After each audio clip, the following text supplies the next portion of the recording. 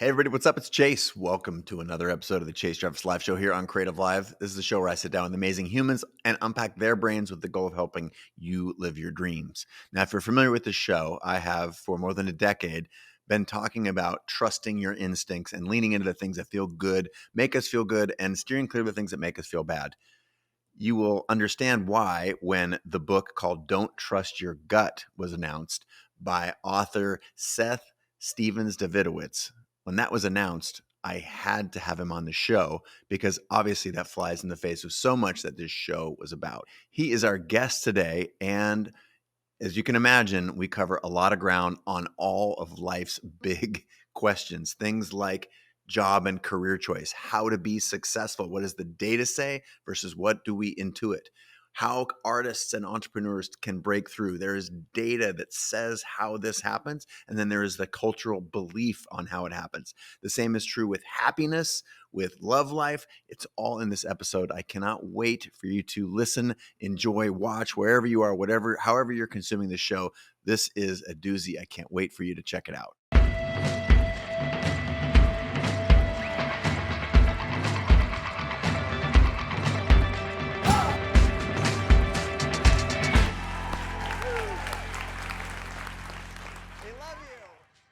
Seth, thank you so much for being on the show. Grateful to have you today. Thanks so much for having me. Grateful to be here. So you're good at writing books. You've written a couple that have, I would say, bulldozed my brain in a completely new way. And that's not often because I read a lot. And one of the reasons I wanted to have you on the show today is a new book, and the title is evocative as hell. It's Don't Trust Your Gut. And the irony about saying don't trust your gut on this show is that I've been talking about how much to trust your gut for like 12 years. So before we Well, then I appreciate you being open to having me on the show. Not only do I want you on the show, but obviously I've been reading your book and it's brilliant. And the ideas in there, I've come to discover don't actually demolish my, this idea that I've been espousing for a decade or more. But you have carved out just an amazing insight that I want to talk about. I also want to talk for those who might not be familiar with your work. You had a very successful earlier book called Everybody Lies, which is also fascinating. And I think we would be remiss not to retrace some of those steps. But before we get into any of these huge ideas that you've put out into the world, I'd like to start off by, in your own words, if you could explain to the handful of people who might not be familiar with your work, give a little background on yourself and sort of just orient us in modern culture around you, your ideas, what you stand for, and just a little bit of background. Okay, so I don't know what I stand for. My career is all over the place. I literally majored in philosophy, then I studied economics, and now I'm a data scientist. And yeah, I basically, the irony of my life is I'd say I've largely just followed my gut in my career. And anytime something interests me, I kind of follow it down a rabbit trail or whatever. And I think, so the first book, Everybody Lies, was I had found this new tool, Google Trends, which Google released to researchers, or really anybody. Anybody could just Google Trends. It's an amazing tool if you haven't used it. And I'm just like, and it shows anonymous aggregate data, like where, when everybody makes searches. And I'm just like, holy crap, this is the coolest data set I've ever seen. Because people are so honest on Google. So you see all these wild things that people aren't otherwise saying it. Sometimes they're disturbing things. I've done studies on the extent of racism in parts of the United States where people, if you ask them in a survey, are you racist? Nobody says they're racist.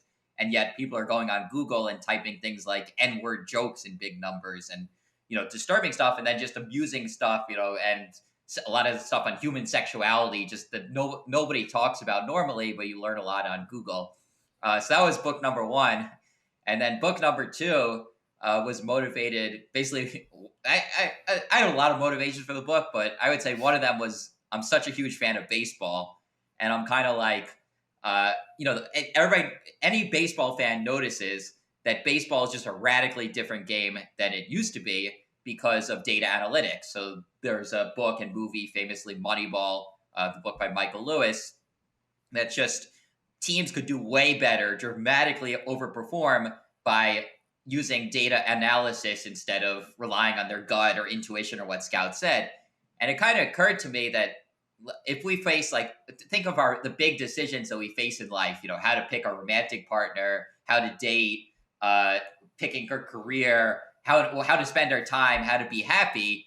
We're like the pre-Moneyball version of life. Like, we're just kind of winging it all. All of us are just kind of winging it. Like, yeah, this seems good. Seems like a good idea. This feels about right. And I'm like, what if we actually took a data-driven approach to some of these questions? And, so I reached out for this book, a whole bunch of researchers. I think I literally read 1,000 academic studies over the course of writing this book. Most of the academic studies I read, I'm just like, I kind of didn't really like them. I'm very skeptical of a lot of academic research I read, but occasionally I'll come across a study that's just like, wow, that just totally blows my mind. And and I'm such a data geek that I literally just make different decisions based on data. I'll read a study, and if it's good, a rare study that I think is really good, there's a study talking about a book where they show this really convincing evidence of how much being in nature increases your happiness, including just being by water. And literally, I read that study, and the next day I just started spending more time in nature and started I live near water. I take walk every day by the river. I'm like, if the study's convincing, it tells me that nature's going to make me happy and being by water is going to make me happy, I'm just going to do it. So this is kind of sharing these insights for people. People may not be as extreme as me, where they literally just read a chapter of my book and then change their whole life based on that. But just know that there is a lot of really cool data out there, really cool studies, really convincing studies that allow you to have a more Moneyball for your life approach to big, major decisions. And you don't have to wing it quite as much as maybe you thought you did or you have been doing. And you can really, I think, learn a lot and I argue, make better decisions based on what the data actually says. Not just what feels about right or what your grandma told you or what you feel, what some friend said, that doesn't really know what they're talking about. There are really better ways to approach some of these big decisions of life. Amazing. So there's plenty to unpack there. I appreciate the context. It's very helpful for people who might be new to your work. And to me, in fact, who is familiar with your work, because there was a couple things in there that you mentioned. One, you were jesting early on, but you said, my career is largely a product of following my gut, my instincts. And then a little bit later in that same sort of intro, you said, data is incredibly valuable for some decisions. So I think an interesting place to start is, how do you know for which decisions data is going to be wildly valuable, and how do you determine which decisions it is and for which decisions? Because presumably there are some that it's maybe not helpful, or if there's not enough data. How does one, if I'm interested as a believer in your book, I think your work is incredible, how do I distinguish those places where I seek large data sets and others where I do listen to that voice inside? I think so. As you said, don't trust your gut. You need a shocking title. If you read the book, it's not like a debate about your gut or when your gut's flawed. Some people thought my book was about your gut microbiome. They're like, oh, it's another book about dieting, and it's not that at all. It's more just cool data that's out there that you might not know about that can nudge you in the direction of making decisions. So I gave the example of how valuable, I think, convincing, overwhelming evidence. It's by Susanna Morato and George McCarran, this Happiness Project, how valuable being in nature and being near water is, for one's mood. So it doesn't mean every time you're deciding what to do, you have to go back to that study and now I need to go to nature. I just celebrated Passover recently. My Passover Seder's in an apartment, but I'm going to go by a lake instead because that makes me happy. Obviously, I wanted to celebrate Passover with my family. That was a reasonable decision. But it just nudges you in the direction of like, if it's close, Ty goes to nature and Ty goes to being near water, and keep track.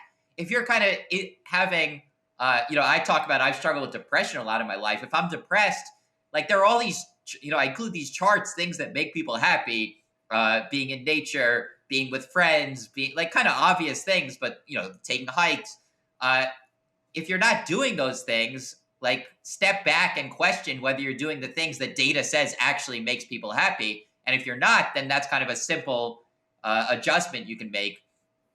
And I talk about the research on they've analyzed tax records, and they found like the best places to raise kids for improving your income. And I think Chase mentioned the top is Seattle, where he lives, so you can feel happy. I don't know if you have kids, but you've done well. So you don't have to make any adjustments based on the data. But I don't think you should read that study or read that analysis and say, oh, tomorrow I'm going to pack up my bag and move to Seattle. In part because that conflicts with other evidence. For example, the importance of your friends for happiness. So if you've met if you live near a whole bunch of your friends, then just packing up to Seattle where you may not have friends is going to, may go against that. So, and then, the importance of having a job. So if you don't have a job set up in Seattle, you don't just like pack up, oh, I'm going to move to Seattle and then my kids are going to do great and everything's set. But then there are these things within the study where they actually said, okay, what are the qualities of the areas where kids really thrive?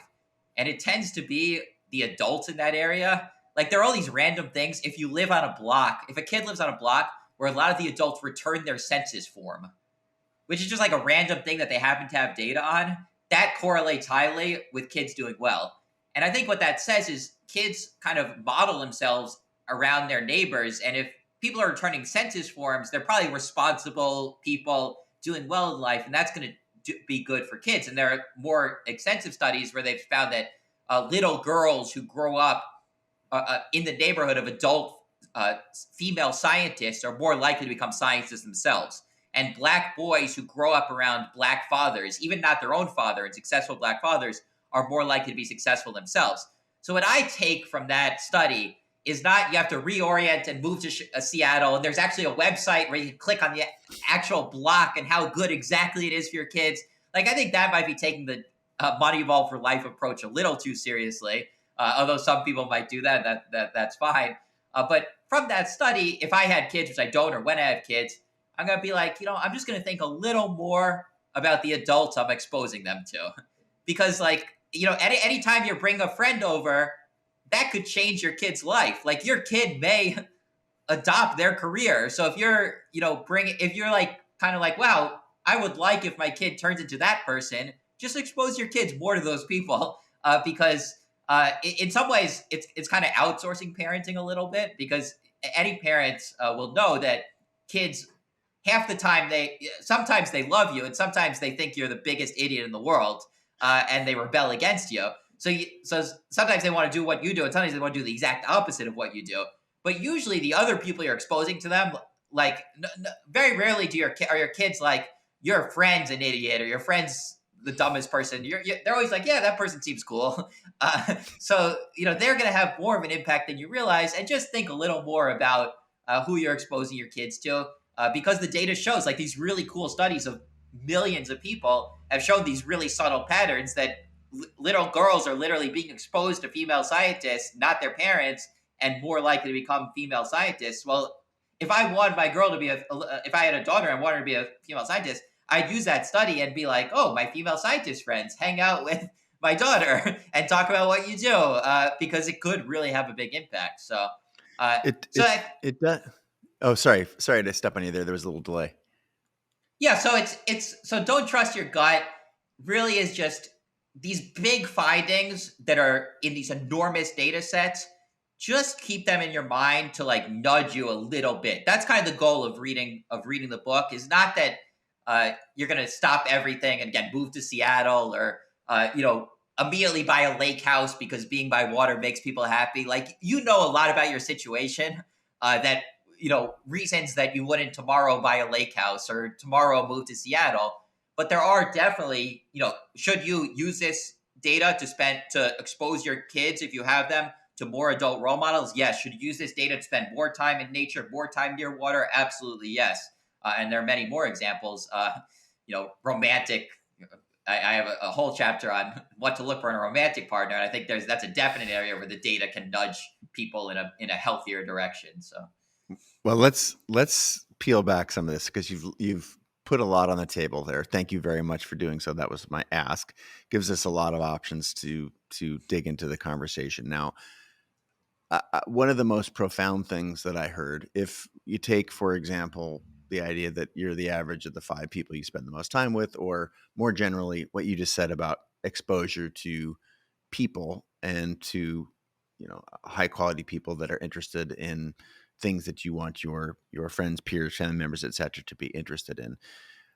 Do you believe, and does the research suggest that, for example, this show, part of my goal with this show originally, confessionally, was very self-serving. I was just, as a photographer and a filmmaker, I was spending all of my time around other photographers and filmmakers. And it seemed like the idea pool was tiny. So I started looking beyond my industry to the people who were inspirational to me, doing amazing things in all sorts of different disciplines, from data science to sports performance to, politics and spirituality, the whole realm. So what is it fair to say that shows like this or other shows, if you can get even a parasocial relationship with someone who is interesting, different, whose life reflects some of the values and the experiences that you want in your own, is it a reasonable assumption based on your data that this experience that we're having right now and sharing with hundreds of thousands of watchers and listeners, is there value there? Does the data suggest that there's value there? yes, and I think also, so you say, photographer, filmmaker. The other thing that data shows is the value of kind of being out there in the world and hustling. So one of my favorite studies that I talk about in Don't Trust Your Gut is this study of more than 400,000 painters. And they tried to study, they had the career trajectories of 400,000 painters. And they said, why do some rise to the top and others kind of languish? And they looked at the presentation styles, like the galleries the painters went to, of those that languished and those that succeeded. And the languishers, by and large, presented their work over and over again at the same galleries, at the same, like, one or two galleries. And they're just like, here, and they spent all their time in their paintings, and then they're like, here to this one gallery, and the world kind of find me, and the world's not looking for the next great painter. And the painters who made it, in contrast, they did a relentless and exhaustive search for their break. So they were presenting everywhere. They weren't necessarily going to the Guggenheim because they were unknown. The Guggenheim wasn't inviting them, but anywhere they could make a connection, they went there, and they were just traveling like bees looking for their break. And inevitably, they stumble on some gallery that gave them their big break, and then they met the right person. And then eventually, they were in the Guggenheim, and their career was kind of on cruise control. So I think kind of what you're describing of being out and about in the world, meeting with people, is definitely good for advancing your career. And it's also probably good for happiness. There's really cool studies on the importance of other people. You said you're by yourself a lot, for happiness. And the coolest of these studies, they've broken it down by extroverts and introverts. So I consider myself like a 99th percentile introvert, and I'm a writer in part because I'm like, hell is other people. I just want to be left alone with my computer and, the data and this research and studies, and that's it. And they've done these studies where they found that extroverts and introverts both get just as big a boost in their mood when they're around people compared to when they're by themselves. So basically, introverts to some degree are lying to themselves in thinking that they don't need other people to be happy. They're social creatures. We're all social creatures, and I think we can fool ourselves into thinking we're islands, and that's just not true. So I think talking to people, being out and about, both can help your career. The research says, networking and meeting people can help you in your break, but just being with people is really good for your mood. So yes, I support both your living in Seattle and your hosting a podcast. I'm going to call you. This is like my fortune teller. I'm going to call you and check in on all the things I'm doing, and you can judge me based on the data that you're seeing. Yeah. Well, I would like to dig in just for a second on that idea that you shared about the painters. I'm a huge advocate of community. I feel like community created my break as a photographer and as an entrepreneur. And I've written at length in my most recent book, Creative Calling, about the role of community. In fact, 25% of the book, 1/4 of it, was dedicated specifically to this largely misunderstood point about the role that community and others and building community and seeking, the mentorship and connection and a home for your work, the role that has. Now, this is just one of a gazillion studies that you're actually interested. My understanding is in the data of all things. So is it reasonable for me to ask you a couple more questions about that study around painters, or are you going to park it right there and say, Chase, I know no more data that suggests on how to be successful as a creator or as an artist or an entrepreneur? No, you can Okay. quiz me on the study. Okay, cool. So let's go one level deeper. And you talked about introvert and extrovert, and I understand the difference to be how we recharge. Not that we don't get some sort of a benefit from it, but that when we recharge after a social event. So I want to speak to those that identify as an introvert. Is it possible to stand in your introversion and still get all of the benefits and still recognize in the data that by getting your work out there in the world that you are more likely to be successful? Is that a reasonable statement? And is that supported by that study that you just talked about? Yeah, I think it's not just getting your ideas out of the world. So the painter study, remember, it's not just that they presented, because it's that they presented to a wide range of places. So I think the mistake that some people make is doing the same thing over and over again. And you're still out in the world and you're going, but it's the same gallery, it's the same show. You're kind of repeating yourself. And if you haven't gotten your break at this one gallery for 5 years, to think that tomorrow you're going to get that break at that gallery is a mistake. Whereas the painters are more hustling to try to find some gallery that's going to try to find some spot that's going to give them a break, and meeting a wider range of people, I think, is a bigger lesson from that. As for introverts and extroverts, I think I think these studies, again, you shouldn't read a study and be like, introverts and extroverts get the same mood boost from being around people. Therefore, even though I'm an introvert, now I'm going to go party every night. I've been wrong this entire time in defining myself as an introvert and thinking I need to recharge and needing new energy. But what I do, again, is you read these studies, it's just a little nudge. It's a little nudge, and okay, is it possible, since so many introverts seem to underestimate how much pleasure they get from other people, and they may be right about energy recharge and managing their energy, but just, is it possible that maybe I should say yes a little more often to social events, and maybe I'm not being by myself as much as I currently am isn't quite as good for me as I think it is. So it's all these little nudges. Even the painter study, I don't think, you read that study and you're an artist and you're like, oh, next week I'm going to fly to Zimbabwe to show my work because I read this study on showing things to a wide range of galleries. You just read that and say, well, look, is it possible that I'm doing the same thing over and over again and not getting my break, and I need to be more wide ranging in what I'm doing in life, and reach to a wider range of people. It'll be the same in your podcast. You said you have a wide range of guests, and that's probably a good thing. But if you were interviewing like the same type of person over and over again, or maybe even the same person over and over again, and it wasn't really catching on, then I'd say, have you thought of, a wider range of people and a wider range of ideas who could spread your message further to different people who didn't know about it? So it's again, it's not that these studies tell you, taking the lesson from the study that you have to do exactly what the people in the study did to maximize your career success or your happiness or your parenting success. That's the wrong way to think about it.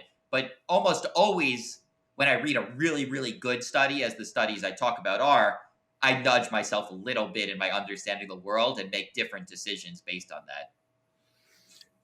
That's to me the punchline of your work. And what again, I'm sort of throwing these out there for you to bat them around and get to the point that this is not like for every, piece of science there, you could probably find some other science. You talked about the different validity and quality of studies, and that says something different. But what it seems like is on the, some of these areas of our lives where we do have questions or where we're not breaking through or not experiencing this turning and like examining the data that is readily available can help us. And so that makes me want to ask, before I get into some other topics of your recent book, it makes me want to ask about Google Trends, right? You discovered this thing and anyone can type it in. Is that a treasure trove? Is that a potentially an unlock for anyone? Or are we better off reading the refined research of a professional like yourselves, what they say about data and trends and whatnot? So should we look at secondary material, or should we go to Google Trends and say, if we're upset and not feeling well, the role of location in success? Should we type or in happiness, the role of our spouse in a successful marriage, say? Are you advocating, or would you advocate that we, use Google Trends to help us find this, or are we better left leaving I that to the experts and reading secondary studies? I do think you have to be cautious with what you listen to. As you said, a study can tell you anything. And one of the reasons I read 1,000 studies in writing this book is that I wanted to like really. I didn't just. I think a lot of people. So I consider "Don't Trust Your Gut" a self-help book, and I've noticed that a lot of self-help books is somebody has an idea and they're like, "Well, we need a lot of self-help books that are science-based, quote unquote." Someone has an idea and then they're just like, well, I need a study to justify this. So they just Google for a study that shows them this, and there's a study that can tell you anything. It's just not a very good study. So my approach in this book was instead to be like, I'm going to read every study and only tell you about studies that I'm like, that is gets through every filter I have as being really convincing. So before I wrote every chapter for Don't Trust Your Gut, I had no idea what I wanted to say. I didn't know what I want to say about happiness. I didn't know what I want to say about parenting, about dating, about anything. And I read every study. I'm like, well, these are the ones that really I believe are credible. And this is kind of the main point that you can take away.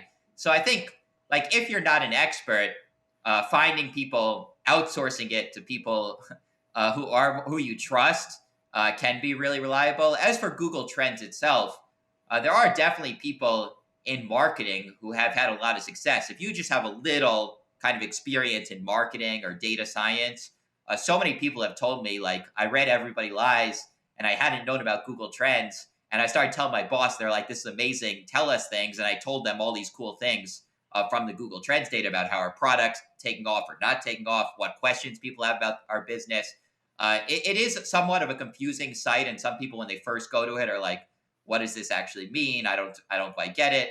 But there definitely are, if you have just a little experience and you're willing to put some time into it, I think you can kind of leap ahead of people by understanding these tools. But I talk about Moneyball in the book, and there are like different players in the Moneyball revolution in baseball. So Bill James was the guy who did all the original studies and had his computer simulation. and his computer simulations, and found out that walks were undervalued and steals were overvalued and bunts were overvalued and college pitchers were undervalued, all these really cool things. And then Billy Beane didn't have any data analysis training, but what he had is good curation ability. He's like, that's actually a really good idea, and he could spot talent. So he is the guy who ended up running and also an ability to run an organization and deal with the owners and win over the players. So he kind of was able to, outsource the data to other people, but still get the benefits in improving his organization. So I think, people can do a lot of that if you have talent in spotting whether people know what they're talking about, and also a good bullshit filter. That could be really valuable because everybody's just throwing out these ideas, this study, that study, this study, that study, but like, do you really? These people seem to really know what they're talking about. Then you can really use the insights that have been found to your advantage. So, uh, Yeah. like, There's got to be a product of resonance, right? Does this resonate with, for example, Billy, I forget his last name, who was able to basically operationalize some of the data? There's the raw data, and then can you make this work for you? And how does it work for you? And like you said, I'm not going to drop everything and move to the Queen Anne neighborhood of Seattle, yeah, but knowing that if I take my kids into nature, that they have a higher propensity to be, happier or more content or whatever. So if we use that as a guidepost, I would like to, if we can, turn for a moment here to some of the key chapters in the book, because what I love the way that you oriented some of the book around some of life's big decisions. You mentioned earlier choosing a mate. We've already talked about deciding where you live. So if you're open to it, I mean, if you want to put a bow on this last chapter of our conversation, the space here is yours to do so. But I am interested in getting into some of these very specific things because you chose incredibly wisely these very powerful areas to go deep on. And I do want to reserve some time there. So floor is yours if you want to put a bow on where no, we've already been. totally happy to move on to individual topics. Okay. So let's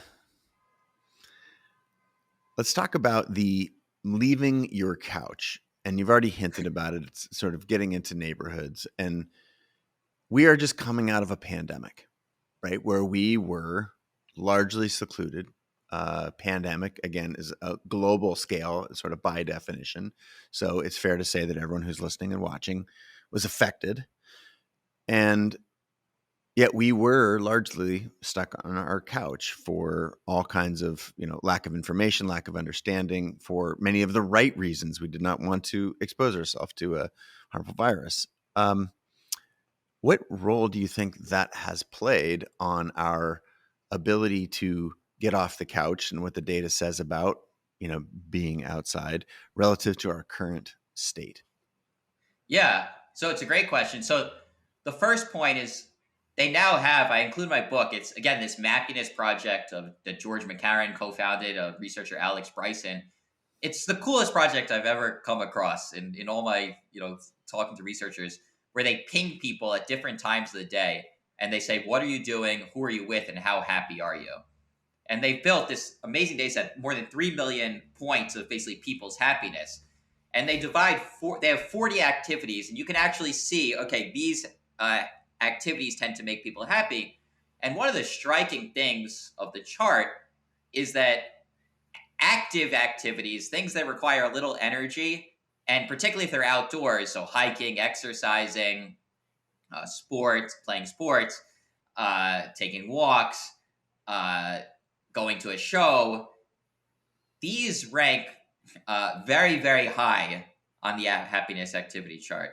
And things that don't take a lot of energy and frequently don't involve leaving your couch, so watching Netflix, playing computer games, uh, lying on your couch, relaxing. When you actually ping people in the moment and you say, how are you feeling? People tend to say they're feeling very bad, doing not very particularly happy when they're doing these things. And when you ping them and they're taking a walk, they're out with their friends on a hike, whatever, they tend to say they're really happy. And people tend to underestimate how much happiness these active activities give us. There have been studies that show before you exercise, you ask people, how happy are you going to be during your exercise routine? And they tend to underestimate before the exercise compared to when they're actually exercising. They give a much higher score when they're actually doing it. So I think one of the dangers that we all face in our quest for happiness is we're kind of lazy. And you everybody knows that feeling. Like your friends say, "Do you want to come over and hang out?" Or we're going apple picking, as my friends recently invited me to, or we're going on a hike, or we're gonna play basketball, and it seems fun, but you're just like, I don't have the energy. I want to lie down and watch Netflix. Like everybody can relate to that feeling, and I think that's an instinct that you really have to overrule way more than you're doing if you want to be happier. Like anytime it's close, go in the direction of the doing something, of the getting off your couch, of the seeing friends, of the being out in nature, going on a hike. Like you're gonna have that feeling that everyone can relate to, but the data says you're gonna actually, when you're doing it, feel a lot happier. And as for the pandemic, it's been kind of hard, but like the interesting thing is the things that really make people happy. Let's say hikes in nature, during the whole pandemic, that's been an option. If anything, being outside, being in nature has been, easier because it's been harder to be indoors. So I think there really hasn't been much of an excuse, I would say, to not get off your couch and go outside, take a walk, see some friends, even if you have to socially distance or do it outdoors.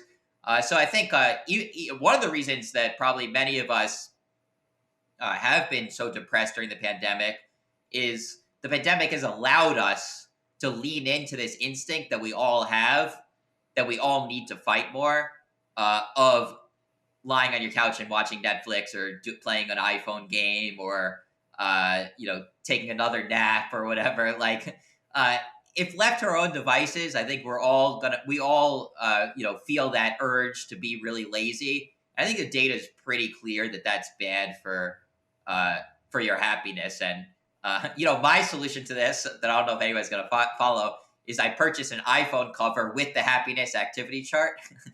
So you can actually, anytime I'm like thinking of going out, I can look at my chart and be like, oh yeah, should I go on a hike with my friends? Absolutely. That's going to give me 8 points of happiness, whereas playing a computer game is going to give me negative 4 points of happiness or whatever. So just really keeping in mind, there is actually evidence that just telling people, they've done experiments where they've just told people what activities tend to make people happy, and the people who were told this actually reported higher levels of happiness afterwards. So that's kind of what I'm hoping comes out of this book, that there literally is value in this information. That if you're looking at this chart, the happiness activity chart, or you're looking, at the happiness geography chart, the happiness people chart, what actually makes people happy, all from this Mappiness project of, McCarran and Murado. If you're actually told this stuff, you're more likely to be happy. Just knowing that, just knowing the activities that make people happy, the place that make people happy, the people that make people happy, really can improve, lead to better decisions that will improve your mood. So, pandemic or no pandemic, everybody needs to go on more hikes. I think that's really clear in the data. And there's no pandemic that's going to make hiking impossible. So it really is the type of thing that does tend to make people happy, and that people don't want to do because it seems like a lot of energy. Incredible insight. So you've given us 2 pots of gold already. This pot of gold that says that the artists and creators, entrepreneurs who will work hard to get their work out in the world through numerous channels, that is invaluable takeaway for our audience, as is this parallel conception around happiness. That is a great hack to have the happiness chart on your iPhone case. That one's going down as all-time hack. What should I do right now? See the back of the phone. Notice you're not going into the phone to get all the I call that the good news machine, sarcastically, your phone. So this is a great hack. And that brings me to this idea of in chapter, gosh, what chapter is this here? I think it's 6. Let me scroll to it here. You talk about hacking luck. And you open that chapter with some guests who've been on the show before, Joe Jebby, the founder of Airbnb. I'm wondering if you can talk to us about hacking luck. Yeah, so uh, there's no question there's a lot of luck in life. And if you think of, if you think of your own experience, like the best things that have ever happened in your career, in your romantic life, in your social life, it was a total lucky break. Like, just think romantically. You so you had to both sign on to this app, or if you met online, and you had to both click on each other, and you had to both be free that night. And there are all these things that go into a particular situation happening that if they didn't happen, it wouldn't have worked. But there is evidence that you can increase your luck. There's a phrase Sahil Bloom has: increase your luck surface area, which I really like. Basically, the more opportunities you have for luck, the more luck you're going to get. And one of my favorite ways to do this is putting more quantity into the world. So there have been studies also of artists that one of the biggest predictors of artistic success is a huge quantity of work. So we see these artists and we know they're 5 hits, and we don't realize they had 400 pieces out there, and 395 of them the world just said, no, we don't care about this. But 5 of them the world loved. And frequently the artists themselves don't realize beforehand which of their pieces are going to be judged hits. There are these famous stories. I'm a huge music guy and a big Bruce Springsteen fan. And Bruce Springsteen's album, Born to Run, include the song Born to Run, now considered one of the greatest albums of all time.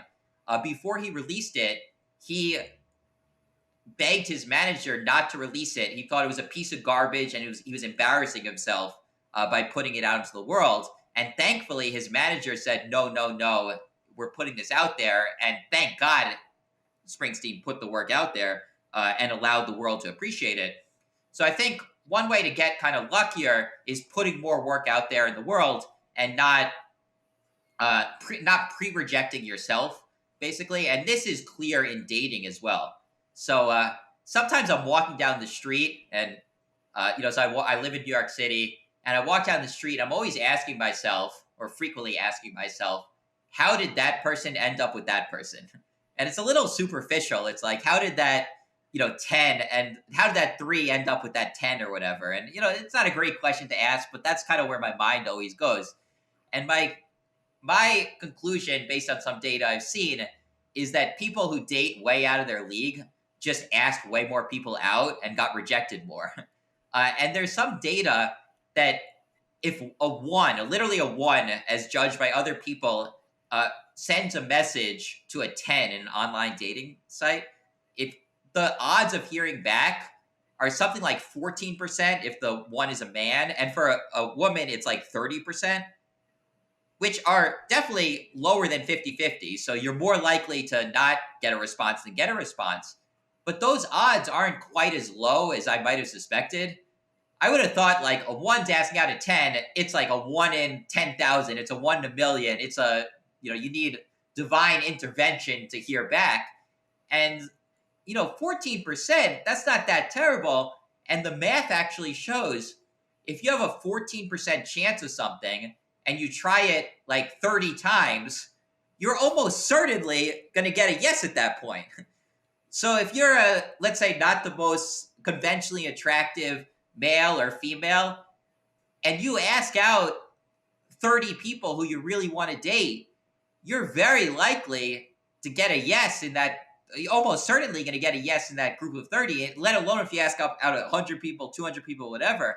So if you can kind of get over the fear of rejection from the world and put more stuff out in the world, you're going to get a lot luckier in life. That's kind of, I would say, the simplest life hack is life luck hack is just being willing to be rejected more.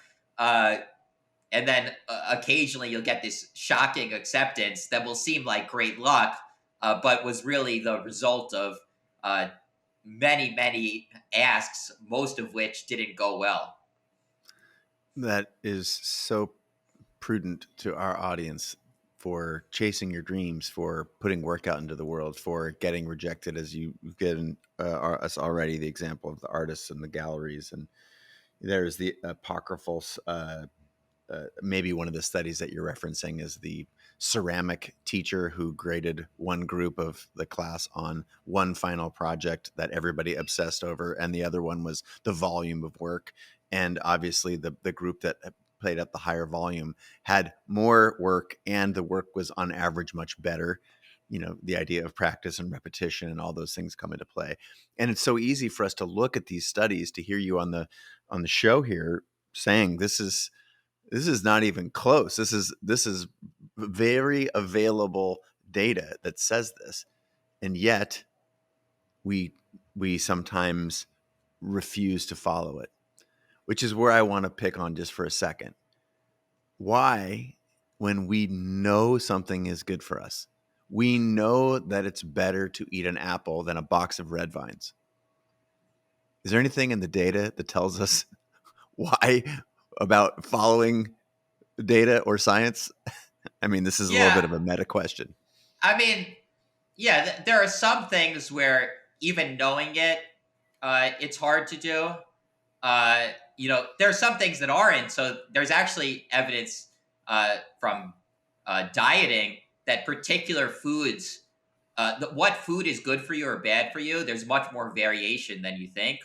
So sometimes, you think that chocolate is bad for you and a banana is good for you. And they've actually tracked individuals over time and how their glucose response to different foods. And they found that some people, chocolate's good for them and bananas are bad for them. So they may be so sometimes just knowing the information, you don't have these hard choices where you really are faced with something delicious and something not delicious, and have to pick the not delicious thing, which is always going to be hard. Things like that. The best, those studies, I haven't seen a compelling, sometimes when you don't have a compelling study, you just have to go with what works for you, or what works for your friends. So the food thing, the best thing that's worked for me by far is just not having the red vines in my house, or not my apartment. So if you don't buy, like, there are certain foods that I just know, if I have Skittles, fruit snacks, Cheetos, or Doritos, like, I'm going to eat the entire thing in one sitting. There's nothing that's going to get in the way of that. So the only option I have is just never ordering them. And, I kind of keep my fridge and pantry fairly empty and have a lot of fruit in them and things that I don't really, that aren't that tempting. I think that's kind of there's a good book, How to Change by Katie Milkman, which goes through the best science on how to change habits. And it has some interesting things like that, making it easy to change your habit, giving yourself little rewards. So if you have the banana, then reward yourself with doing something fun afterwards, so it doesn't have to be so torturous. There are some evidence-based paths to fighting habits that you can follow a little bit. But I think the things I'm talking about in my book, I'm hoping are things that just knowing the data by itself will be enough to make decisions. The things I'm asking people aren't that hard, I think. They're really just more in the category of like, chocolate's actually good for you and bananas are bad for you. We're just knowing that it's not a challenge to necessarily do it.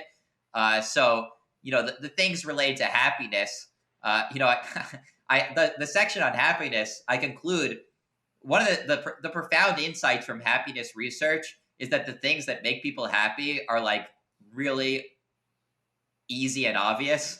So I conclude the happiness chapter with saying that the data-driven answer to life, uncovered in smartphone pings and these enormous data sets only available in the last 5 years, the data-driven answer to life is to be with your love on an 80-degree and sunny day, overlooking a beautiful body of water, having sex. And that's not, like, telling people that, I'm not asking you to, like, lift 200 pounds. in many ways, I'm asking you the opposite. Like, instead of working your ass off 80 hours a week at a job you don't like, trying to get rich, which probably isn't going to make you happy anyway, like, have you thought of spending this weekend by a lake with your romantic partner or with your friends and taking walks and doing these things that really are more likely to make you happy? So I think there are some times where the information it does lead to painful choices, and then you have to get into this how to change stuff and these books on habits. And there have been about 30 books in the last 3 years on how to change your habits. So you can read any of those, and you're really struggling to do things that go against what you want to do. But sometimes data really just does tell you that give you the freedom to do things that maybe you suspected all along, or that aren't that huge a challenge, and that can might actually be easier for you, and maybe more maybe more tempting for you. Data doesn't always have to push you in the direction of doing these hard, impossible things. I mean, the whole point of a life hack is it should be kind of easy, and I think some of this book has, I would argue, easy life hacks. The whole parenting section Uh, suggests that most of the things that parents do don't actually matter that much. And as I said, the biggest thing is the adults you expose your kids to. So that's kind of, I would argue that learning that should make parenting much easier. You don't have to worry that much, can lighten up, relax a lot, but then just, hey, invite your friend over and talk to your kid about the thing they do that's pretty cool that you might want your kid to follow. That's part of you just put your arms around what I found so brilliant about the work.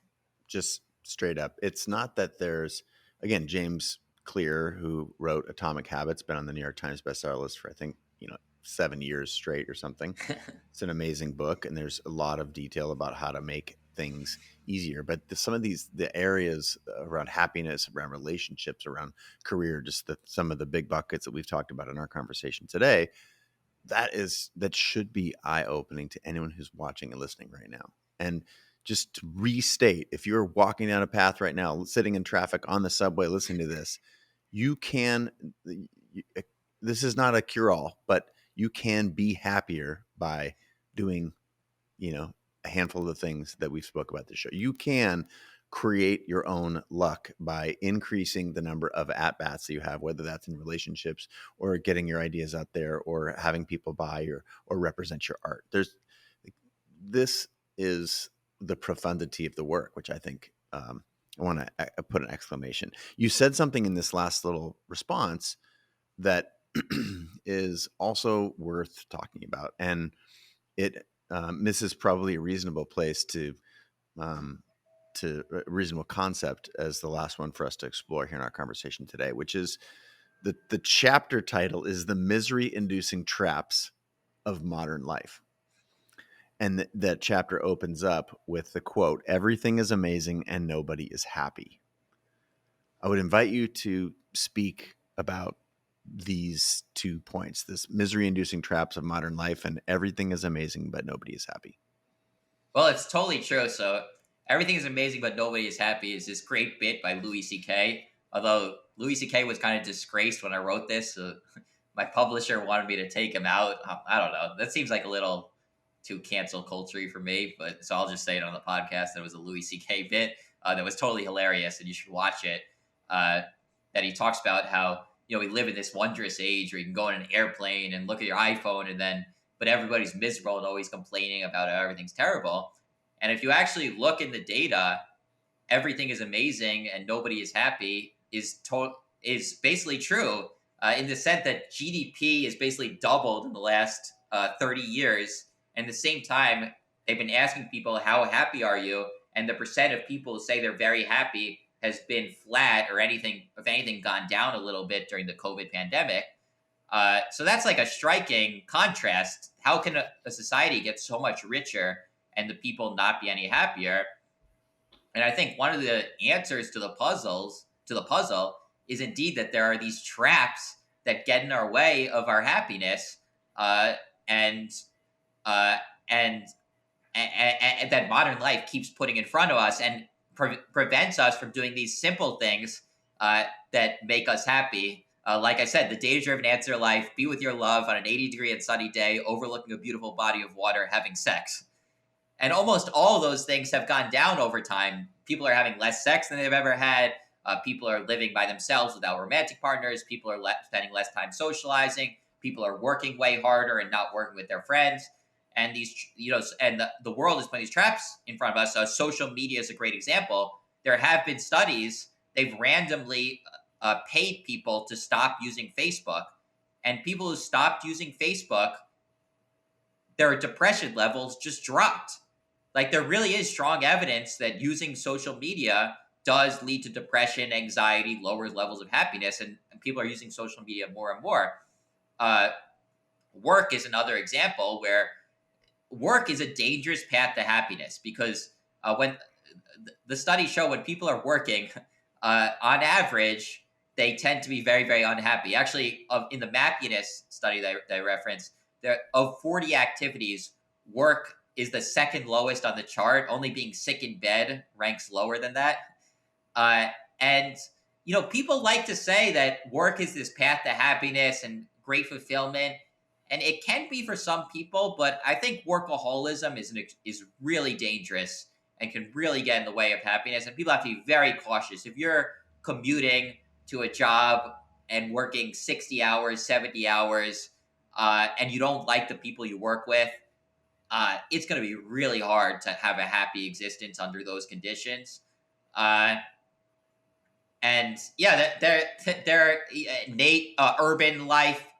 As I said, nature tends to make people happy, and we spend less and less time in nature. More and more people are living in cities, which is not a path to happiness.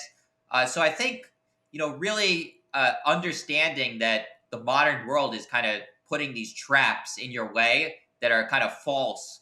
They're bright, shiny lights that the data says are unlikely to make you happy, and keeping that in mind. Again, I'm not recommending that people all of a sudden, quit their job. They have a family and a mortgage, or just like read my book and are like, oh, work makes people miserable. Now I'll quit and just, be a bum or whatever. But you need to keep in mind that modern life is tricking you in many ways, in uh, offering you these paths to supposed happiness that the data says don't actually make people happy. Again, it's a nudge. It's not read this book and change everything, quit your job. But should you, do a deep think? If you're, in a job, spending way too many hours in a job you don't like with people you don't like, uh, in a part of the world that doesn't allow you to do some of the things that make people happy, it's definitely worthy of a deep think. That the data suggests that you're not on a path that's likely to make you happy. Amazing. Thank you so much for being a guest on our show, for sharing. This is truly. It feels like a culmination of so many previous episodes where we're able to talk about things like work and life and happiness and romantic partners and career choices and success and fulfillment, all through the lens of data. Congratulations on another brilliant book. I think we should take a second for those folks who may not have been tracking. Earlier work is Everybody Lies: Big Data, New Data, and What the Internet Can Tell Us About Who We Really Are. Fascinating stuff about I'll leave it. It's the fact that everybody lies is a brilliant topic, very seductive, and the work is incredibly insightful. And especially, again, this most recent work, congratulations on Don't Trust Your Gut, using data to get what you really want in life. Now, we are big fans of your work here. This community will rally during your pub week to buy these books. Is there anywhere else you would steer us to be more familiar with your work? Is it all in the books? Do you like us Yeah, to know other, like, how should we think about, the books are becoming probably a supporter? the books are probably the best place. I also have a Twitter handle, Seth SETHS_D. I have a hyphenated last name, so Seth S_D would be the other place to, I guess, find my keep up with my work. I occasionally tweet articles I write, or I'm thinking of starting a newsletter, so I'll maybe think of think of doing that and let you know if I do, and maybe we can talk about more of these of these things because Well, I've become obsessed with this idea that data is a better path to uh, life, and I think it goes to your point that it's not. I agree with your point that it's not like you're never trust your gut or your gut instinct is always wrong, but just know these kind of secrets about the world that are hidden from you but are now being uncovered in data sets. yeah, this is, the punchline from my representation of the show is that there's plenty of science that says that your gut actually does know that it's way more intelligent than your brain because it includes your brain and all these other data inputs at a cellular level. That it's why it's trust your gut, right? Because you feel it in a much larger sphere and sense than you do just through your intellect. But to supplement those powerful feelings with data, specifically on these big questions about happiness and fulfillment and career choice, that just a lovely layer for us to add in. Thank you so much for being a guest in the show, Seth. You're welcome anytime. Just keep putting out this great work. We'll always have you back. Grateful. And for everybody out there in the world, from Seth and yours truly, we hope you have an amazing day. And until next time, we'll happy to be in your ears. Thank you very much for listening to the show.